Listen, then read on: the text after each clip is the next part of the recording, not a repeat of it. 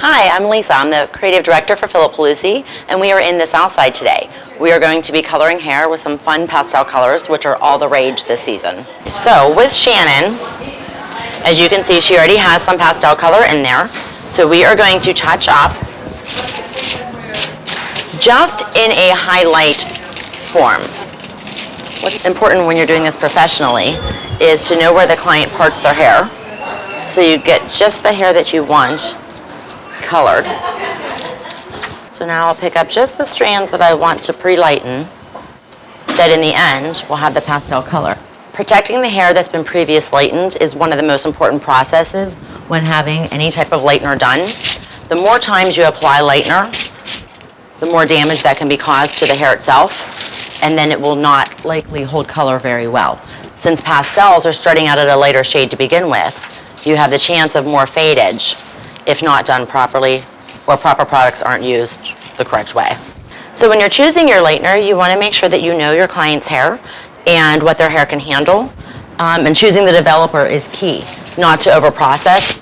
And when possible, using something to protect the hair in the lightener, like a color lock formula that we carry, but something that's going to go in and create a buffer between the hair and the lightener.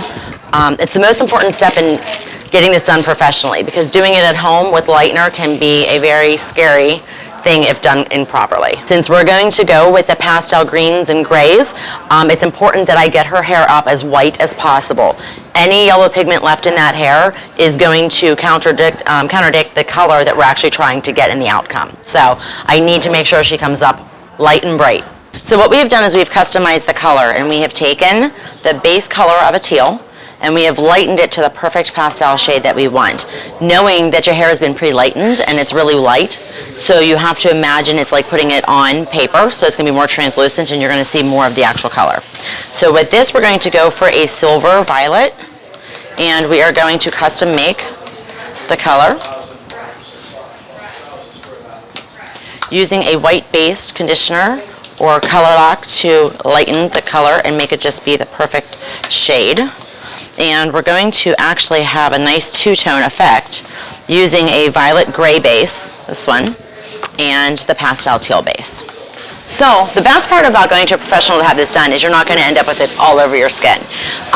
With the pastel colors and the primary colors, actually, if they do get on your skin, they have a tendency to stain for days. Not easy to remove.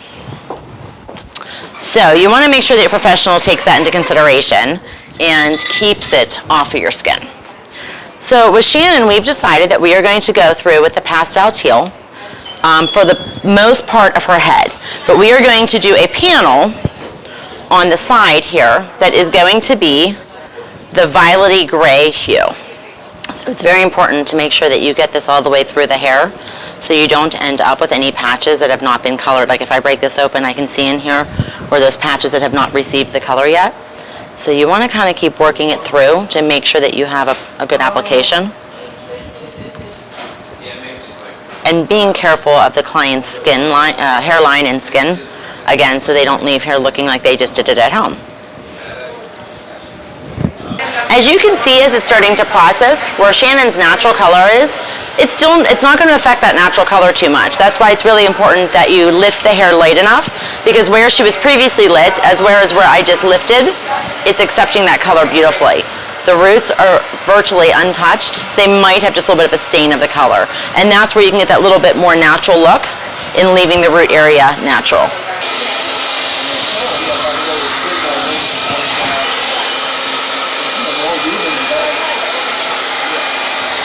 Okay, so we're going to recap what we did with Shannon today.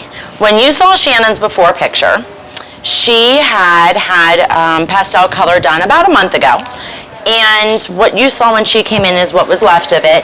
So you can see, even though it does fade, it does normally fade on color. So you will have some of that left. Today is the fresh version of Shannon's pastel hair color. And as you can see, there's more vibrancy to it, and the color is definitely more visible.